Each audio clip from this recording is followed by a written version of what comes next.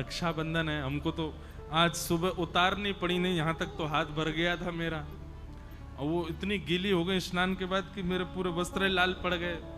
तो फिर हमको उतारने पर परसों रक्षाबंधन है, सब लोग अपने अपने घर पर बढ़िया प्रेम से रक्षाबंधन, रक्षा सूत्र। आपको पता रक्षाबंधन क्यों मनाते हैं हम लोग?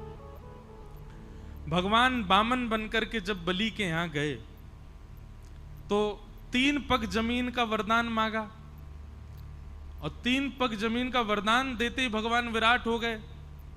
2 पग से तीनों लोक नाप लिए ठाकुर जी ने। तीसरा पग देने के लिए बलि के पास कुछ नहीं बचा, तो बलि ने अपना सिर आगे किया कि तीसरा पग यहां रखो। तो ठाकुर जी इतने प्रसन्न हो गए बलि से, बोले वरदान मांगो, क्या चाहिए? तो बलि ने माना जो मांगूंगा सो दोगे? बोले हाँ देंगे। बोले मैं जब जब अपने महल में अंदर जाऊं और जब जब महल से बाहर आऊं तब तब आप मुझको दिखो प्रत्यक्ष। भगवान बोले इनडायरेक्ट वे में बोल रहे हो, सीधे सीधे बोल दो कि द्वारपाल बन जाओ मेरे। अब तुम महल में कब जाओगे कब आओगे मुझे क्या पता, द्वारपाल कोई द्वारपाल खड़ा रहे उसी को पता रहता कब आ जा रहे हो। बलि बोला यही समझ लीजिए। तो भगवान द्वारपाल बन गए बलि के। अब जब बलि के द्वारपाल ठाकुर जी बने, लक्ष्मी जी को बहुत विरह हो गया। ठाकुर जी आ ही नहीं रहे, बलि के यहां पर द्वारपाल बन के खड़े हैं। लक्ष्मी जी ने आकर के भगवान से कहा चलो, बोले मैं नहीं जा सकता, अहम भक्त पराधीन। स्पष्ट शब्द है भागवत में, ठाकुर जी कह रहे हैं पूरा विश्व मेरे पर अधीन है, पर मैं अपने भक्त के अधीन हूं, मैं कुछ नहीं कर सकता यदि भक्त को मैंने वचन दे दिया तो। लक्ष्मी जी बोली आप वैकुंठ नहीं चलोगे? बोले नहीं चलेंगे, जब तक बलि नहीं कहेगा तब तक नहीं जा सकते। तब लक्ष्मी जी ने योजना बनाई और एक दीन सी कन्या बन करके लक्ष्मी जी भीतर गई। राजा बलि के पास पहुंची तो बलि ने कहा आइए क्या सेवा करूं? तब लक्ष्मी जी बोली कि मेरे कोई भाई नहीं है और मैंने जब से आपको देखा है तब से आपको ही अपना भाई स्वरूप माना है। बलि बड़ा प्रसन्न हुआ, बोले आप भाई मानती हैं तो बहुत अच्छी बात है। लक्ष्मी जी बोली लेकिन ये संबंध हमेशा के लिए हो जाए, इसके लिए कुछ क्रिया होनी चाहिए। तो बोले क्या? बोले मेरी रक्षा की जिम्मेवारी आप लो, आपकी रक्षा की जिम्मेवारी मैं लूं, दोनों बहन भाई की रक्षा की जिम्मेवारी बहन भाई ले में, तब मानेंगे कि संबंध हमारा सुदृढ़ होगा। बलि ने कहा बहुत अच्छी बात है, कैसे करेंगे? बोले तो एक काम करते हैं, हम एक सूत्र आपके हाथ में बांध देते हैं, जैसे आजकल मॉडर्न वे में उसको फ्रेंडशिप बैंड कह देते हैं, या फिर अपने प्रेम का द्योतक हम कुछ ना कुछ भी दे देते हैं। एंगेजमेंट पे अंगूठी पहना देते हैं, किसी से प्रेम हो उसको गले में हार पहना देते हैं। ऐसे ही अपने प्रेम के लिए हम कुछ भी अर्पित करते हैं। लक्ष्मी जी ने कहा कि मैं एक सूत्र पहना दूं आपको, ताकि जब जब उस सूत्र को देखो तो मेरी याद आए कि हाँ मेरी बहन है, मुझे उसकी रक्षा करनी है।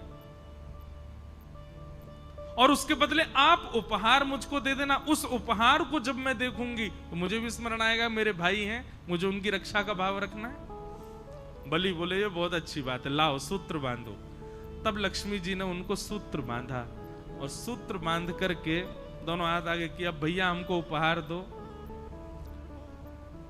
बलि ने कहा क्या चाहिए उपहार में? बोले तुम्हारा द्वारपाल जो है इससे हमारा ब्याह करा दो।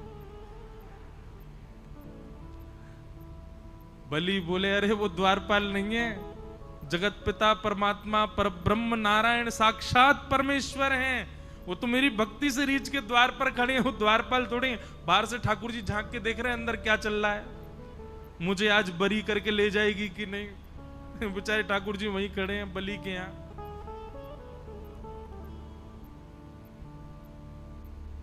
लक्ष्मी जी बोली भैया अब वही मांगा है तो वही चाहिए मुझे, आप मेरा ब्याह। अरे संभव ही नहीं है, उनका ब्याह केवल पराम्बा जगदम्बा लक्ष्मी से होता है, वो और किसी का वर्ण नहीं करते। ये कहते ही वो कन्या लक्ष्मी के रूप में प्रकट हो गई। बोले मैं लक्ष्मी ही हूं, आपने लक्ष्मी के हाथों से सूत्र धारण करवाया है, मैं आपकी सदा के लिए बहन हो गई हूं, अब कृपा करके मेरे प्राणनाथ को मुझे वापस करके भेज दो। तब बलि ने कहा ऐसे नहीं दूंगा, अब विवाह मांगा है तो फिर मेरे ही भवन में आपका विवाह होगा, मेरे सामने। मैं दुनिया तो कन्यादान करती है, मैं पुरुष दान करके दूंगा तब ले जाना, ऐसा भाव बताते विनोद में।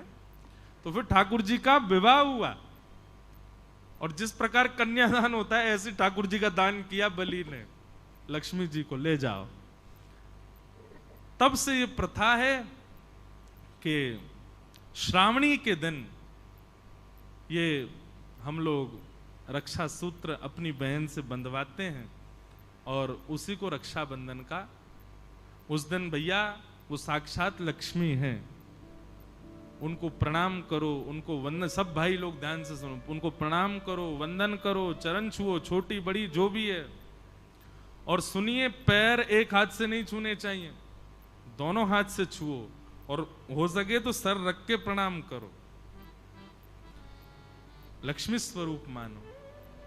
बंधुओं, ये आजकल जो भारत में हो रहा है ना, ये इसीलिए हो रहा है क्योंकि हम अपनी बहनों का ही सम्मान नहीं कर पा रहे हैं, तो बाहर की कन्याओं का कैसे करें। नित्य अपनी माता जी का, नित्य अपनी बहन जी का आशीर्वाद लो, उनके आशीर्वाद से कम पौरुष तो प्राप्त होगा हमको, कम से कम ये सम्मान करना तो सीखेंगे हम। इसलिए भैया ये रक्षा सूत्र, रक्षाबंधन का त्योहार खूब प्रेम से आप लोग मनाइएगा।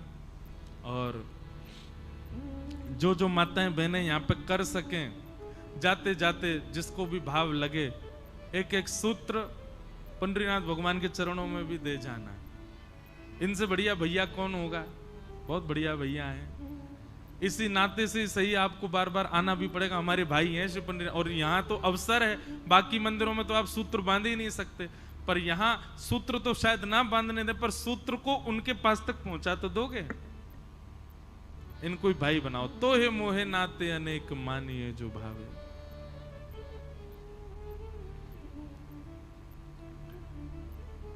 भगवान का विवाह रुक्मणी जी के साथ हुआ।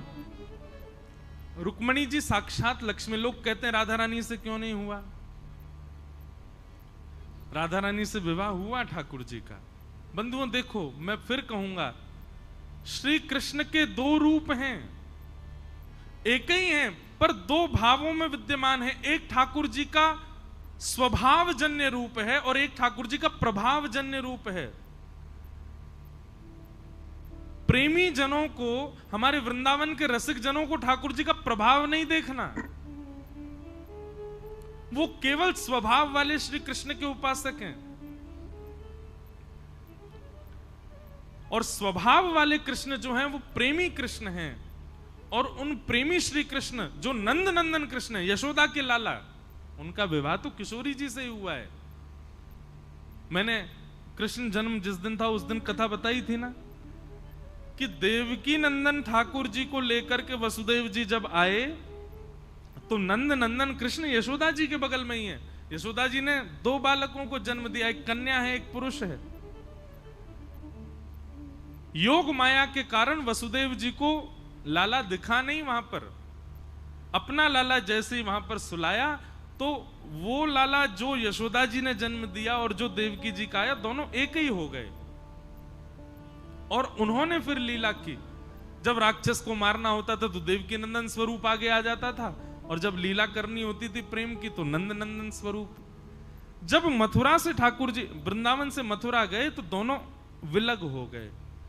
देवकी नंदन ठाकुर जी आगे की यात्रा पर गए, नंद नंदन तो वृंदावन में रह गए। वो सदा किशोरी जी के ही हैं। देवकी नंदन ठाकुर जी, उनका विवाह रुक्मणी जी से हुआ। अभी बहुत लोगों को ये कॉम्प्लिकेटेड लग सकती है बात। अब उसके आपके जो मन में असमंजस है उसके निराधान के लिए तो वृंदावन आना पड़ेगा, वृंदावन में रहना पड़ेगा, वहां के रसिक जनों की बातें सुननी पड़ेंगी। और नहीं तो हम आमंत्रण करें 29, 30, 31, 1, 2, 29 अगस्त से 2 सितंबर तक हम वृंदावन में कृष्ण लीला पर 5 दिन चर्चा करेंगे। वहां इसका और विस्तार से प्रवचन करेंगे, वो सुनना अगर आ सको वृंदावन तो। 5 दिन केवल ब्रज लीला कृष्ण लीला रहेगी, तब हम और विस्तार से बताएंगे। तो नंद नंदन श्री कृष्ण का विवाह तो किशोरी जी से ही हुआ। देवकी नंदन ठाकुर जी का विवाह रुक्मणी जी से हुआ। ये एक बात। दूसरी बात, किशोरी जी ठाकुर जी से विलग नहीं है। किशोरी जी कौन है? ठाकुर जी की ही आह्लादनीय शक्ति है। अपनी शक्ति से प्रेम किया जा सकता है, अपनी शक्ति को स्वीकार किया जा सकता है, पर विवाह तो उससे किया जाता है जो हमसे विलग हो, जो हमसे अलग हो। किशोरी जी अलग नहीं है ठाकुर जी से। कृष्ण प्रेममयी राधा, राधा प्रेममयो हरि, जीवने निधने नित्यं, राधा कृष्णौ गतिर्मम।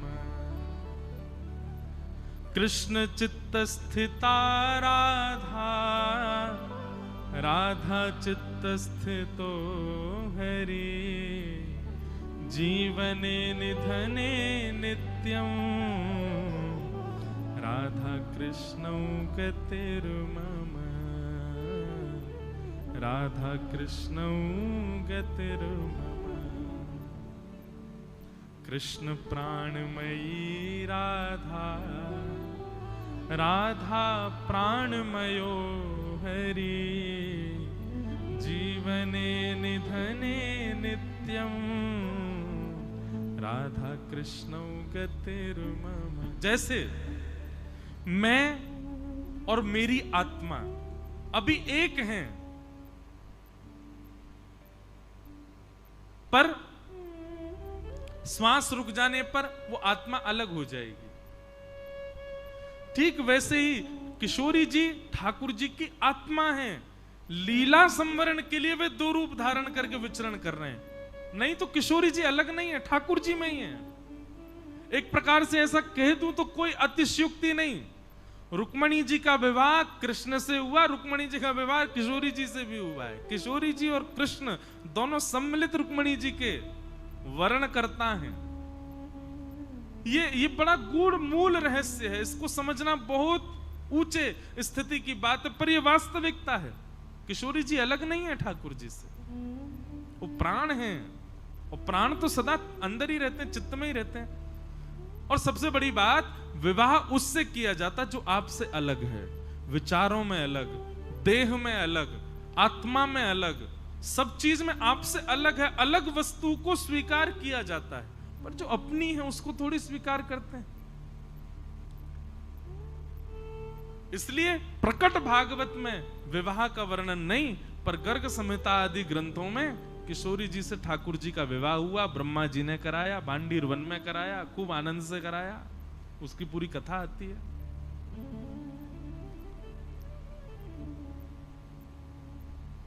तो भगवान का विवाह रुक्मणी जी के साथ में सुसंपन्न हुआ। भगवान का दूसरा विवाह जामवती के साथ में हुआ। एक सत्राजित नाम का यादव रहता था द्वारिका में। उसके पास एक मणि थी, उसका नाम था सत्राजित मणि, सिमंतक मणि। सिमंतक मणि की योग्यता थी कि वो हजारों किलो सोना, उसकी 6-7 घंटे पूजा करो तो हजारों किलो सोना आता था उस मणि की कृपा से घर में पर दिन। भगवान को जब ये बात पता चली तो भगवान बोले, अकेला आदमी इतने सोने का क्या करेगा? तो भगवान ने जाकर के एक प्रस्ताव रखा, सत्राजित से कहा, मणि तुम द्वारिका के कार्यालय में दे दो, इससे जितना भी धन होगा उससे हम द्वारिका के लोगों का कर क्षमा कर देंगे, टैक्स फ्री कर देंगे द्वारिका को। द्वारिका में फिर जो कुछ भी होगा उसी धन से होगा। और रही बात तुम्हारी मणि है तो तुम जितना कहोगे हम तुमको उतना दे दिया करेंगे। भगवान की बात भी सही थी, लेकिन सत्राजित बोला कि नहीं, मेरी मणि है, जितना धन आएगा सब मेरा है, मैं किसी को नहीं दूंगा। भगवान बोले, एक बार ही आग्रह करना चाहिए, चाहे भाई से करो, चाहे मित्र से करो, चाहे बच्चों से करो, चाहे पत्नी से करो, आग्रह केवल एक बार करो, 2 बार नहीं। भगवान ने एक बार आग्रह किया, सत्राजित ने नहीं मानी बात, ठाकुर जी चले गए। लेकिन वही बात है, कई बार समय ऐसा हो जाता है कि आपने कोई गड़बड़ी नहीं करी, लेकिन फिर भी समय की वजह से सारा आरोप आपके ऊपर आ जाता है। बहुत ध्यान से सुनिएगा, आज की जो कथा है ना, ये हम सब गृहस्थियों के जीवन के लिए कथा बता रहे हैं ठाकुर जी। अब ठाकुर जी ने क्या किया, मणि मांगी, मणि उसने नहीं दी। 3 दिन बाद सत्राजित का छोटा भाई प्रसेन, वो मणि पहन करके कहीं गया, सबको दिखाता हुआ जा रहा था, वन में जैसे गया, शेर ने मार करके उसकी मणि अपने पास रख ली। शेर को एक भालू ने मार दिया, भालू मणि लेकर के चला गया। 5 दिन तक प्रसेन लौट करके नहीं आया, तो सत्राजित ने भगवान पर आरोप लगा दिया कि ये मणि मांगने आए थे, मैंने देने से मना कर दिया, तो मेरे भाई को इन्होंने बंदी बना करके मणि चुरा ली। और आश्चर्य की बात यह नहीं कि सत्राजित ने भगवान पर आरोप लगाया, आश्चर्य की बात यह थी कि द्वारिका के लोगों ने मान भी लिया कि हां भगवान ने चुराई है। भगवान जब निकले रथ से तो सब लोग जय जयकार तो कर रहे हैं, पर मनी मन सब सोच रहे हैं, बताओ पर ब्रह्म होते हुए भी लोभ खत्म नहीं हुआ इनका, है मणि छुपा के रख लिए प्रसेन की। जबरदस्ती ठाकुर जी के ऊपर आरोप लग गया। भगवान हम आप सबको ये बात बताते हैं, हम सबके जीवन में ये दिन आएगा ही आएगा। आ चुका है तो अच्छी बात है, नहीं आया है तो तैयार रहना, आएगा। आप कुछ गलत नहीं करोगे फिर भी सारी गलती आपकी मानी जाएगी। सब सारे जितने भी योजना आप बनाओगे उन योजनाओं से गलत आप ही ठहराए जाओगे, ऐसा निश्चित होगा, एक ना एक बार तो होगा। और ये क्यों होगा? ठाकुर जी उस समय आपकी आंख खुलवाएंगे, देख लो भाई कौन कौन तुम्हारे, कोई भी नहीं, सभी तुम्हारे विरोधी हो जाएंगे। भगवान बोले द्वारिका के लोगों को बसाया मैंने, द्वारिका के लोगों को खिलाता मैं हूं, द्वारिका के लोगों की रोजी रोटी मेरे से है, द्वारिका में जितने लोग रहते हैं इनका घर मैंने बनवा के दिया, इन लोगों को जरासंध के युद्ध से बचा करके मैं द्वारिका लेकर के आया। और आज एक व्यक्ति की गलत बात सुनकर के इन्होंने यह भी विचार नहीं किया कि नहीं एक बार पूछ तो लें कि भगवान ने ऐसा किया है कि नहीं, बिना पूछे आक्षेप लगा दिया। यह है संसार, यहां भगवान को नहीं छोड़ा गया तो हम तो इंसान हैं, कैसे बच जाओगे आप?